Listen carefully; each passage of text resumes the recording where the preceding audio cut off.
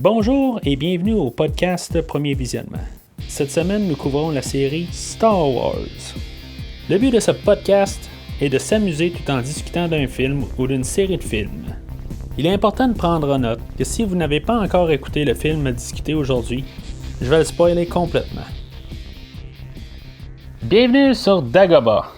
Aujourd'hui, nous parlons de la guerre des étoiles, épisode 5, l'Empire contre-attaque, par Irvin Kershner, sorti en 1980, avec Mark Hamill, Harrison Ford, Carrie Fisher, Billy Dee Williams, Peter Mayhew, Frank Oz, David Prowse et James Earl Jones. Je suis Mathieu et... Oui, je suis votre podcasteur. Alors, tout d'abord, on commençait, on parlait de comment que ce film-là a été fait. Suite au premier film, dans le fond, George Lucas avait un peu une idée qui voulait faire une suite, un Star Wars 2, avec une idée de base en gros. Il a donné ça à l'auteur Leigh Brackett pour faire une idée, dans le fond, du deuxième film. Malheureusement, Madame Brackett, elle n'a pas fait une histoire aux attentes de M. Lucas. Puis pas longtemps après, elle est décédée d'un cancer. Fait que Lucas a dû se tourner vers Lawrence Kasdan pour réécrire dans le fond le scénario, puis tout a élaboré ça. C'est à partir de là aussi que Lucas a supposément décidé que Darth Vader était son père, tout un peu en réécrivant toutes ces choses de base dans le fond pour garder son univers concret.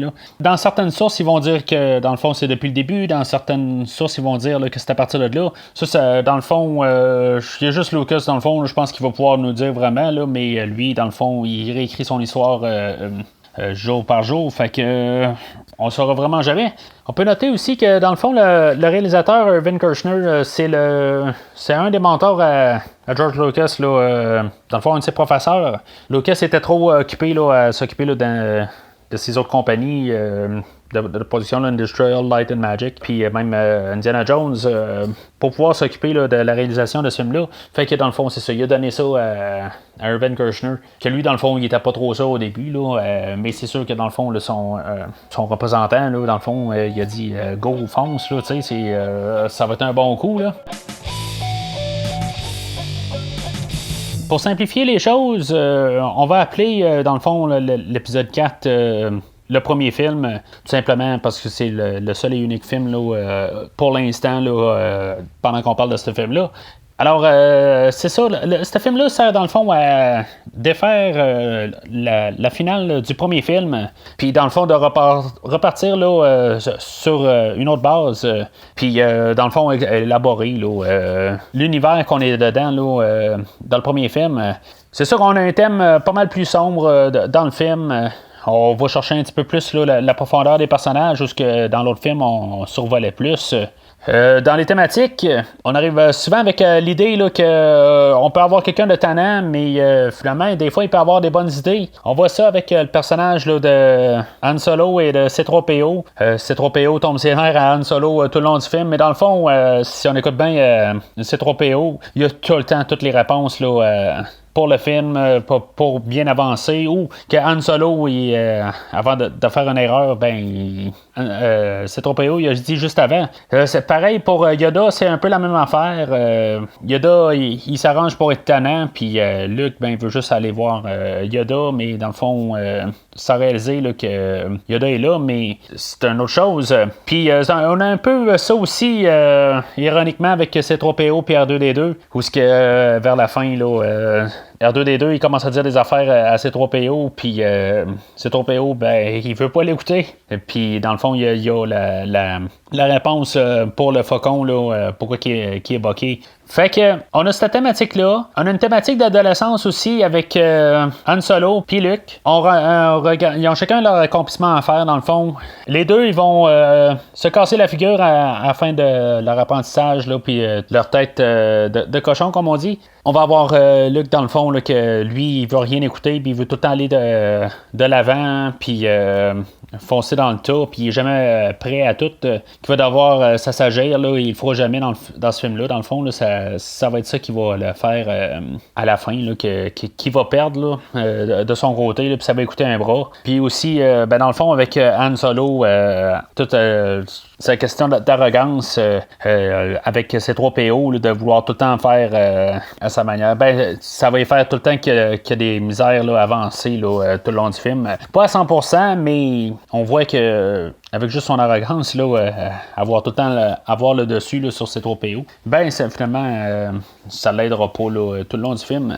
Fait qu'on voit un peu là, comme 2 adolescents qui se partent chacun de leur manière, puis que finalement, ils vont... en tout cas, ils réussiront pas là, à la fin, là, et de tout ce qu'ils veulent accomplir là, pour la fin du film, ils réussiront pas à l'accomplir. On a la princesse Leia là-dedans aussi, là, que dans le fond, elle sert plus comme de support amoureux là, à Han Solo.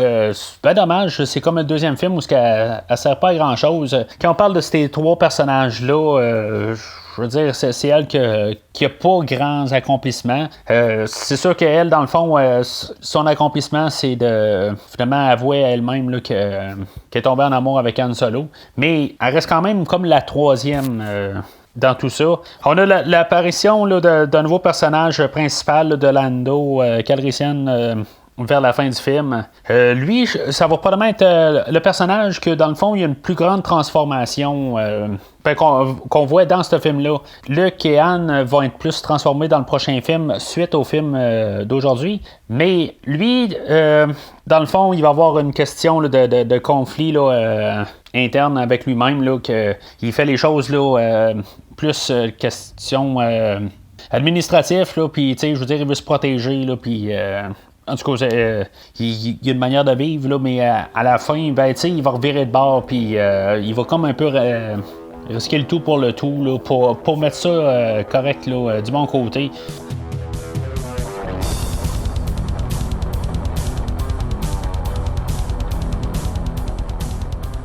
Fait que le film ouvre pareil comme le premier film, avec il y a longtemps dans une galaxie très très lointaine. Dans le fond, un texte d'ouverture. Le texte, dans le fond, il sert pas mal à effacer la fin du film précédent. Oui, il avait gagné là, sur l'Empire, là, mais finalement, l'Empire est plus forte que même avoir perdu toute sa grosse base. Elle est plus forte que jamais. Puis, dans le fond, ils sont là pour traquer Luke Skywalker. Puis, c'est ça qu'on a à comprendre, là, dans le fond, là, du début, là. Tout simplement pour nous embarquer dans un monde sombre, que dans le fond, les rebelles, même si on détruit la grosse base, dans le fond, il faut qu'ils se cachent partout, tu sais, fait que on dirait qu'ils n'ont pas d'avancement là-dessus, ils n'ont pas plus de monde, puis tu sais, ils sont tout le temps en train de se sauver partout. Fait que tranquillement, on a la réintroduction là, de nos 3 personnages principaux là, qui est du premier film. On a Luke, dans le fond, qui se fait ramasser assez rapide, là, qui n'a pas une intro très très héroïque. Ça sert plus, dans le fond, aussi à son visage, là, qui avait fait un accident là, sur un autre tournage là, d'un autre film, juste avant ce film-là. Quand on regarde ça d'un côté, même histoire, on voit qu'il part pas sur le bon pied, puis ça va être pas mal ça tout le long du film. Là. Il y aura jamais là, de gros côtés là, héroïques, là, Luke. Là. Il va y avoir, oui, quelques coups là, par-ci par-là, mais ça sera jamais comme dans le premier film, là, où tout va bien de son côté. Là, on voit déjà, ça présage tout ça, là, déjà en partant.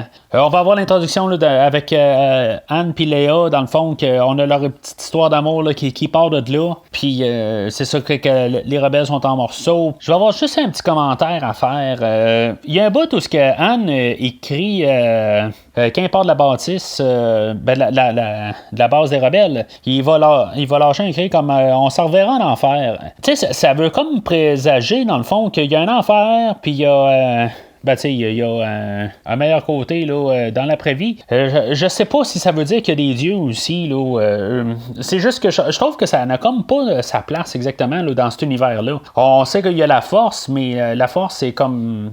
je sais pas quoi, c'est de la croyance tout court, mais en tout cas, je trouve qu'on dirait que ça fit juste pas là-dedans. Là. Fait que c'est ça. Après ça, dans le fond, ben, Anne, il va réussir à trouver Luc là, dans toute la tempête de neige. Il n'y a pas la force, Anne, là, mais il y a quelque chose qui l'a guidé quand même. Là. On va avoir juste vite la réintroduction là, d'Obi-Wan Kenobi par Alec Guinness, du caméo, dans le fond, qui ont trouvé moyen de le ramener. Ça va être là où il va nous parler de Yoda, puis que Luke doit aller sur Dagobah. Là. Dans le fond, ça va être pas mal son cheminement là, pour le restant du film. Là. Puis aussi là-dedans, ben, juste avant ça, on avait vu que Luke il avait commencé à utiliser ses pouvoirs de force. C'est à savoir, par contre, qu'il envoie Luke sur Dagobah pour voir Yoda. Mais même tout seul, Luke a réussi à apprendre comment utiliser la force qu'il n'avait jamais vue là, avec Obi-Wan. Fait que... est-ce que Obi-Wan il a dit comment utiliser la force? C'est pas tout à fait clair, là. C'est bizarre, là, mais si mettons Luke a appris ça d'Obi-Wan, ben il a pas besoin de Yoda. Obi-Wan il a juste à continuer à faire ça de même là, en tant que fantôme. Là. C'était peut-être juste une manière là, d'avoir un nouveau personnage, là, carrément. Là. En tout cas, fait qu'à 15 minutes. On a un petit peu comme un éclaircissement. Là, je veux dire, c'est comme la tempête là, au début, puis Luke qui se fait ramasser, puis c'est tout sombre. Puis là, ben, tout d'un coup, c'est éclairé, il y a du soleil, là, puis c'est ça, dans le fond, ils réussissent à trouver là, Luke et Anne là, dans la... après la tempête, là. Puis, tu sais, on a un peu de musique, là, par John Williams, là, que je veux dire, c'est plus d'un côté positif, si on veut, puis moins sombre, qui va être finalement switché, là, un petit peu après, là, dans le fond, qu'on va avoir l'introduction, là, de... le Imperial March, tune dans le fond là, emblématique là, de l'univers Star Wars. Peut-être presque plus connu que la tune thème de Star Wars. En tout cas, au moins au même pied. Je vais faire tout de suite la remarque. Je n'ai pas vraiment parlé là, de la trame sonore pendant le premier film de Star Wars. Peut-être que je la trouve plus correcte. Oui, c'est peut-être controversé, là, mais la première trame sonore, oui, je l'aime bien. Mais contrairement à ce que le travail que John Williams a fait sur la trame là, de ce film-là, je veux dire, il y a vraiment une grosse majoration. Le travail là, est quasi parfait. Je ne suis pas personnellement un grand fan de John Williams. Oui, j'aime un peu son travail, mais pour moi, je veux dire, c'est peut-être un petit peu tôt, que j'aime un petit peu... des choses un petit peu plus moins complexes, si on veut. Là. En tout cas, je ne sais pas comment expliquer ça. Là. J'aime le plus simple là, en fait de musique. Là. Mais le travail là, dans toute la trame, là, on va voir ça là, partout là, dans le film. Là, c'est plus que parfait. Fait qu'on a la réintroduction là, de Darth Vader, puis que dans le fond, il est pas mal craqué, dans le fond, puis je veux dire, il se gênera pas là, que ça marche pas là, de sa manière, là, ou que les gens ne le prennent pas au sérieux. Ben, il commence à tuer là, les générales, puis je veux dire, c'est au suivant, là, es-tu capable de faire la job? Non, ça marche pas, ben ok, ben toi je te veux plus, puis next. C'est pas mal la mentalité là, de notre bon vieux Darth dans ce film-là. C'est à savoir qu'est-ce qui s'est passé par contre là, entre le 4 et le 5 là, ou le dernier film. Entre ce film-là puis le dernier film, c'est à savoir qu'est-ce que l'empereur en théorie là, a vu de ça. Je veux dire, tout le monde est mort à part Darth Vader. Tu sais, je veux dire, il a donné une petite tape dans le dos puis il a dit ah ben Darth, c'est dommage là, t'es le seul survivant. Ok, bon ben on va réessayer. En tout cas, il doit y avoir quelque chose là, entre les deux. Je sais qu'il y a des comics, là, puis il y a toutes sortes de livres, là, mais on va rester strictement au film, dans ce qui se passe, là. En bout de ligne, là, on n'a pas d'explication. On fait juste savoir qu'il est plus craqué. Là. Fait que c'est ça. Là, dans le fond, l'Empire là, va arriver là, où la planète là, des rebelles là, sur la planète Hoth, qu'elle s'appelle. Puis c'est ça, ils vont descendre là, des quadripodes impériaux, là, des AT-AT qu'ils appellent. Là. Puis c'est ça, dans le fond, là, on va avoir une belle, une bonne scène là, d'action. Là. Dans le fond, dans l'autre film, on voyait la guerre dans les étoiles. Là. Ben là, on voit de la guerre sur la neige. Fait que c'est une question de changer un peu les choses de bord. Ça, juste avant, on avait eu l'introduction là, du triangle amoureux là, de Luke, Han Solo puis la princesse Leia. Dans le fond, c'était pas mal la seule scène qu'on avait les trois personnages ensemble. Ils vont partir chacun de leur côté. Tu sais, dans le fond, la princesse, elle montre qu'elle aime Luke, puis qu'elle aime pas Anne. C'est ça, puis finalement, elle ne reverra pas Luke. C'est peut-être juste pour compenser, là, dans le fond, là, pour monter leur distance, là, pour, après ça que Léa, puis Anne va en avoir un petit peu plus de chemin à faire là, pour, dans le fond, être par-dessus Luke, là, dans le fond. Là, je sais pas trop comment dire ça. Là. C'est ça. Puis après ça, ben c'est ça. Fait qu'eux autres aussi, là, c'est ça. Ils s'en vont là, dans la guerre là, avec les Harats, là. Pour se sauver de la planète, là, puis c'est une bonne petite scène. On va avoir à peu près, dans le fond, la seule fois quasiment dans tout le film là, où Luke, justement, là, il fait quelque chose d'un peu héroïque. Il va réussir à en descendre un là, tout seul, là, même lui-même, là, il a perdu son copilote, là, puis après ça, il doit cracher, puis finalement, lui-même tout seul va réussir à détruire là, un de ces attaques-là. Puis, tu sais, dans le fond, les autres, là, il faut qu'ils en tortillent tous les pieds, là, de ces grosses patentes-là, là, tu sais, fait que... Puis, c'est quand même assez bizarre, la fin de cette scène-là. Je trouve que ça a toujours fini comme dans le vide, parce que Luke revient, puis il embarque tranquillement là, dans son X-Wing pour s'en aller. Puis il n'y a jamais de problème pour s'en aller, là, puis finalement, ben, c'est le Faucon qui est poursuivi par tout le monde, mais on dirait que tout le monde est calme à la base, encore sur Terre, là, ben, sur la planète.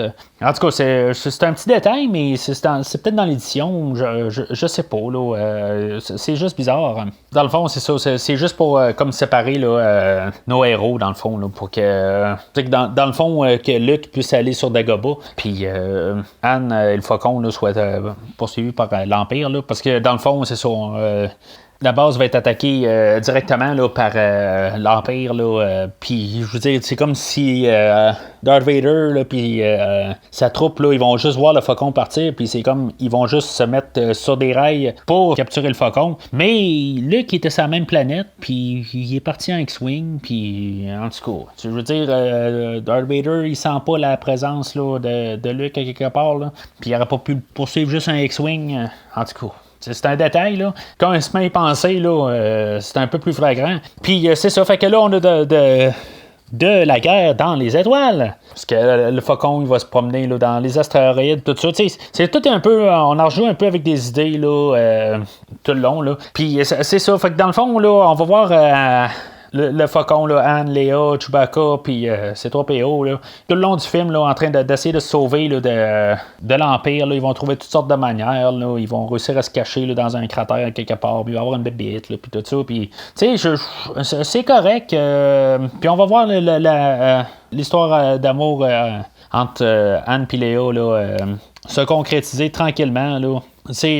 On prend du temps off un peu, là. Puis c'est ça, je veux dire, c'est bien fait dans l'ensemble. Dans l'autre côté, c'est ça, on va voir Luke arriver sur Dagobah, puis rencontrer le Yoda. Tu sais, c'est comme flagrant là, que Yoda, en tout cas, il y a autre chose. Là. C'est pas nécessairement le bouffon là, qui veut être. Là. Tu sais, si là, qui ont montré qu'il était un peu plus sage, puis qu'il était capable là, d'utiliser un peu la force, tu sais, je sais pas, là, son comportement là, qu'on va voir dans tout le temps qu'il va être sur Dagobah, là, qui est pas mal tout le deuxième acte, là, pendant qu'Anne se sauve d'Empire, là.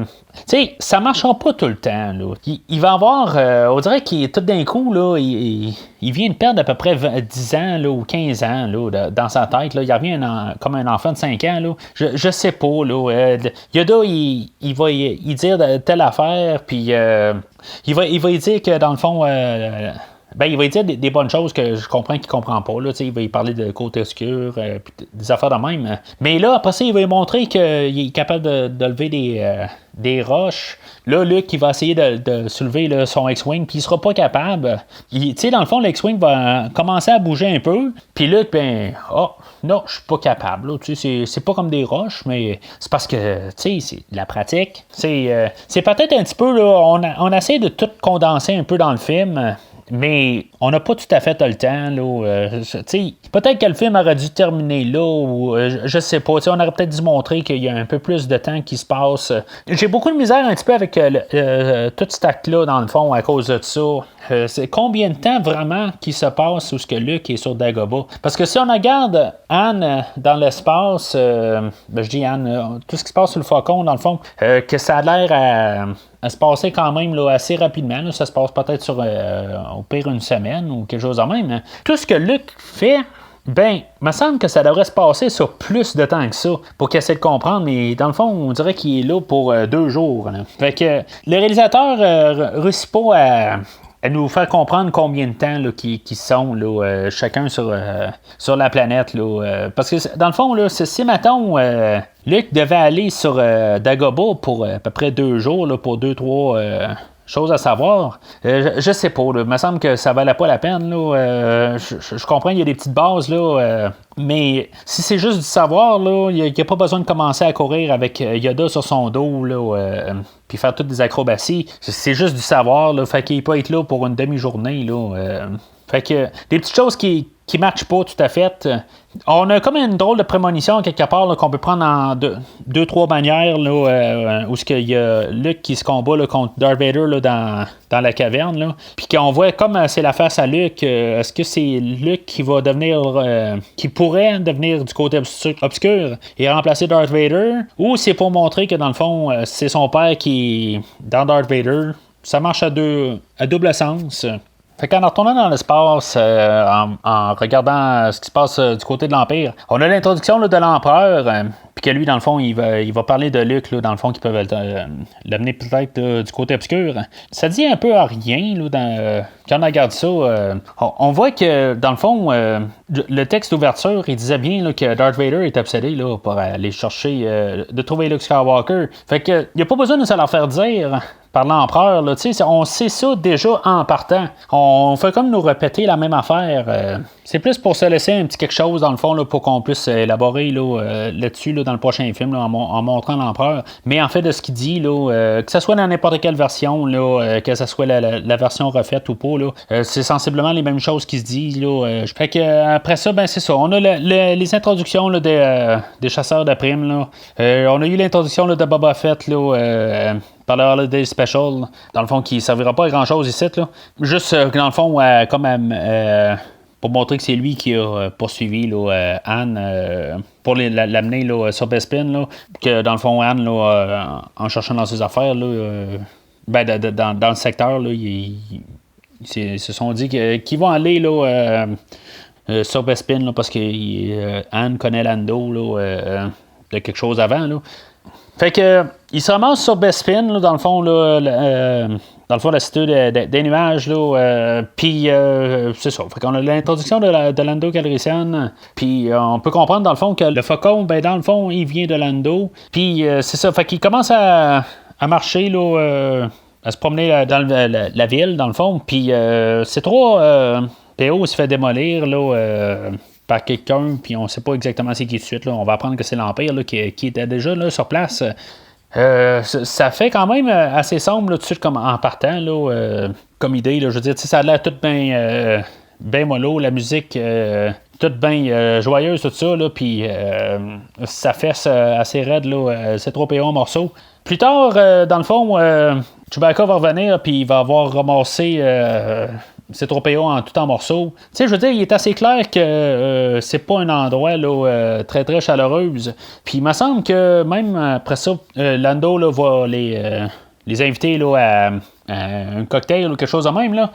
Il devrait pas dire ah ben c'est beau, il n'y a pas de problème, on va y aller. Tu sais, je veux dire, la droïde est en morceaux, puis c'est pas parce que, je veux dire, c'est clairement visible là, qu'il était vraiment là, mis en morceaux, là, puis sauvagement. Là, fait que en tout cas, ça marche pas tout à fait, là, c'est le fait, là, sont pas bright, là, tous nos héros, là-dedans, là. Fait que, Anne, c'est ça, ils vont le torturer, là, puis pour finalement, exactement quoi, je sais pas tout à fait, là, c'est peut-être pour mieux qu'il soit congelé après, ou... Je sais pas exactement, là, parce qu'ils vont même dire, là, qu'ils n'ont pas posé de questions, tout ça, là, fait que, juste une question, là, de rajouter, là, de la méchanceté, peut-être, de l'Empire, là. Pourquoi juste Anne, là, puis pourquoi pas Chewbacca, puis tout ça, là, tu sais, torturer tout le monde tant qu'à ça, là. Dans le fond, on va voir la fin du personnage, là, de Anne, là, pour le film, là. Ils se sont ouverts la porte, là, à savoir si elle allait ramener Harrison Ford ou pas, là, avec... ils le congèlent, dans le fond, là, puis ils le mettent en suspension, là. Faut pas oublier que dans le fond, dans le temps, Harrison Ford était rendu Indiana Jones, puis même Harrison Ford disait lui-même là, que ça aurait été une bonne idée là, de tuer Han Solo pour ajouter du drame. Là, il a comme toujours voulu que Han Solo meure à quelque part. Là.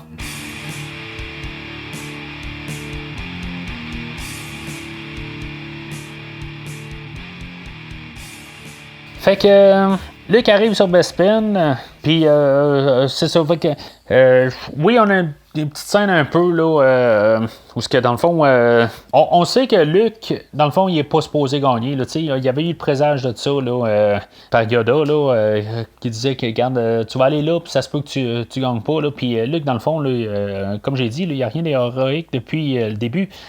Puis c'est ça, fait que même là, il va essayer d'aller rattraper là, la princesse puis Chewbacca là, qui sont prisonniers là, de l'Empire, puis finalement, ben, il ne réussira jamais à les rattraper, là, puis pour X raison, les autres vont disparaître d'un bord, puis Luke va se ramasser ailleurs. Il va se ramasser en face de Darth Vader, là, puis en tout cas, le combat commence comme teaser, puis là, ben, dans le fond, on va tout...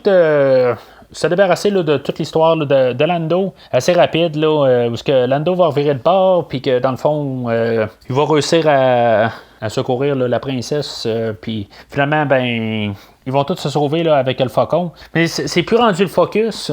Le focus est rendu sur Luke puis Darth Vader. Fait que le combat est déjà entamé, là, qui avait commencé tantôt. Dans le fond, le premier round, c'est Luke qui va le gagner. Il va réussir dans le fond à débarrasser de Vador, le faire tomber. C'est pas où exactement.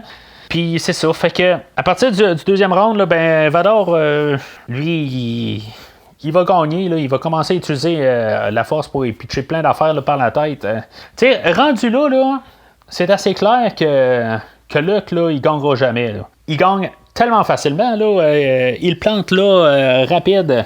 Fait que on se ramasse tout de suite après au round 3. Vador un petit peu plus agressif.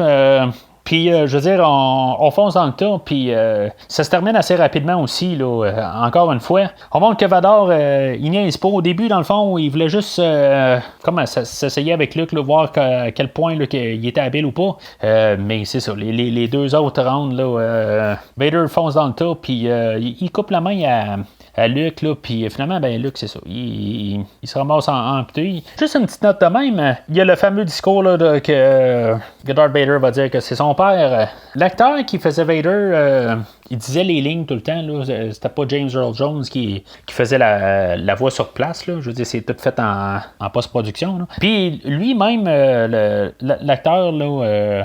savait pas exactement ça allait être quoi. Là. Ben, il devait dire quelque chose comme que c'était Obi-Wan Kenobi qui a tué son père. Luke devait réagir à ça. Là, en tout cas, ça a l'air que c'était juste Mark Hamill là, qui savait là, ce qui se faisait dire exactement là, dans ce temps-là. Là. Parfait, dans le fond, là, si on réussit à garder le secret là, jusqu'à la sortie du film, là, tant mieux. Dans les discours aussi, c'est ça, on va apprendre là, que dans le fond, Vador il veut renverser l'empereur, puis que les deux ensemble, là, ils vont pouvoir régner là, sur toute la galaxie au complet, puis tout ça. Là, les motivations de Vador, on ne sait pas exactement. Là.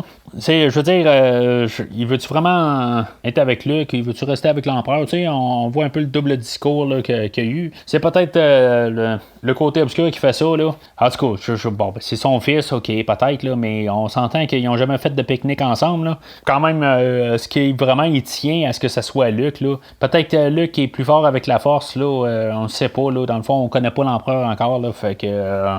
Peut-être que ça a du sens, qu'est-ce qu'il dit ou pas, il est peut-être honnête ou pas. Là.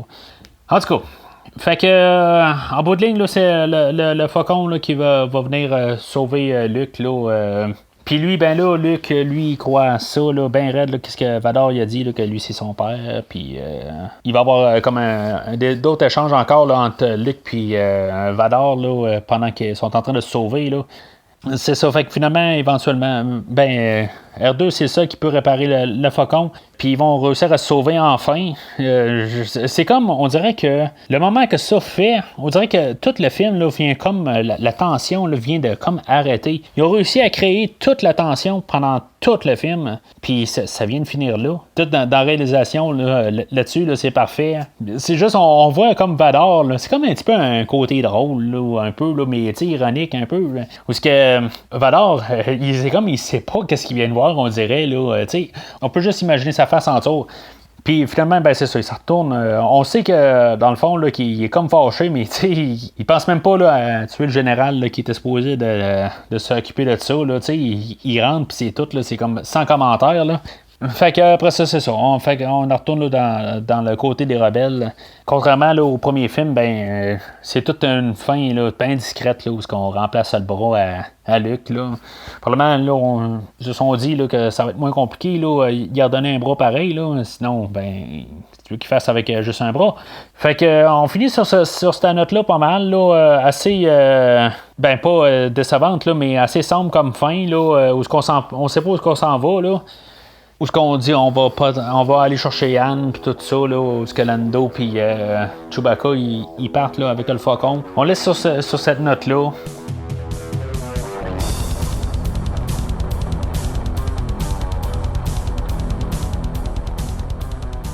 Alors en conclusion, on a un verre solide. Le réalisateur est pas mal plus talentueux là, que le dernier coup. On voit que il est capable là, d'aller chercher des choses là, que le réalisateur précédent, George Lucas, n'était pas capable de vraiment aller chercher. On a tout un ton différent. On a des petites choses par contre qui sont gossantes. On a Mark Hamill là, qui pleurniche beaucoup tout le long du film. Là. Ça devient tannant. On pourrait même se demander si c'est le même personnage que dans le premier film. On a une chronologie dans le film aussi là, qui est dure à suivre. Ça se passe en 6 mois, ça se passe en une semaine. C'est peut-être l'affaire qui me mélange le plus dans tout le film. Là, comment de temps qui se passe là, pour certaines places là, du côté Anne, là, ça peut pas être éternel.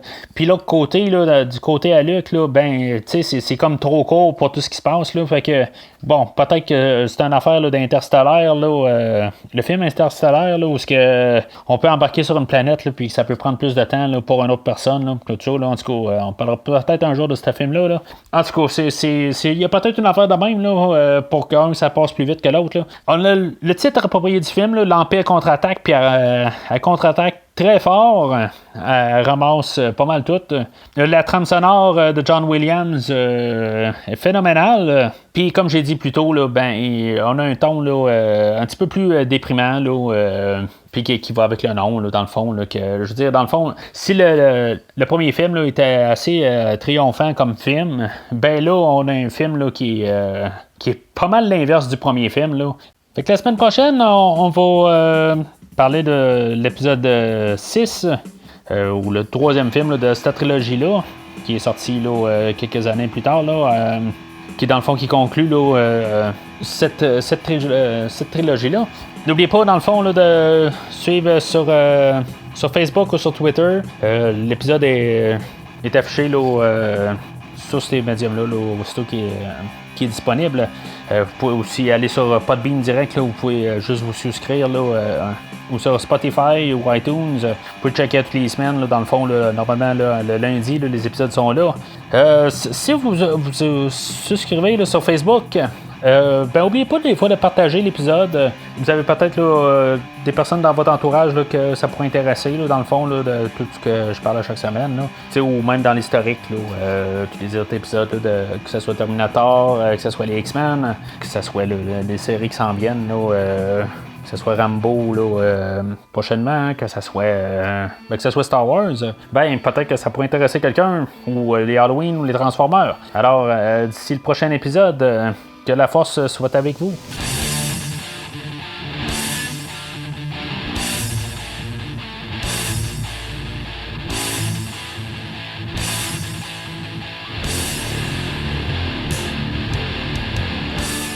Merci d'avoir écouté cet épisode de Premier Visionnement. J'espère que vous vous êtes bien amusés. Revenez-nous prochainement pour un nouveau podcast sur un nouveau film. Les opinions qui se sont dites sont les miennes et ont pour but de mieux comprendre le film et ou trouver un sujet de discussion et non de servir comme version officielle ou définitive du film discuté ici. N'oubliez pas de suivre la page Facebook de Premier Visionnement pour être informé de nouveaux podcasts. Vous pouvez écouter Premier Visionnement sur plusieurs plateformes, dont Spotify, YouTube et Stitcher. Merci et au prochain épisode.